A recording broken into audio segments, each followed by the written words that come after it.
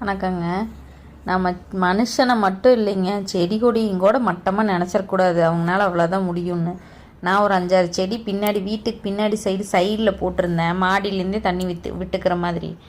சரி, ஒன்றும் பெருசாக காய் பிடிக்கவே இல்லைங்க. அதனால் நான் அந்த சைடு போகவே இல்லை. ஒரு வாரத்துக்கு ஒருக்கா அந்த மாதிரி தான் போவேன். ரொம்ப இந்த மாதிரி இதாகிடுச்சு, பில்லு நிறைய வந்துருச்சு அப்படின்னா ஒரு வாரத்துக்கு ஒருக்கா போய் அந்த சைடு போய் க்ளீன் பண்ணி விட்டு வந்துடுவேன். அப்புறம் ஒரு வாரம் கழித்து போய் பார்த்தா எப்போவுமே காய் அதிகமாக இருந்ததில்ல. அதனால் நான் அதை எதிர்பார்க்கவே இல்லை. போய் பார்த்தா காய் எல்லாம் செடி பூராங்காய், பாவக்காய், கத்திரிக்காயும் எல்லாமே பூரா காயவே இருக்குது.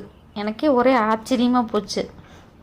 தேவையான அளவுக்கு மட்டும் ஒரு 1/2 கிலோவுக்கு இருக்குங்க. முத்துனங்காய் மட்டும் பொரிச்சுக்கிட்டு இன்னொரு 2 நாள் கழித்து வந்து பார்த்துக்கலான்னு எனக்கு ஒரே சந்தோஷம்.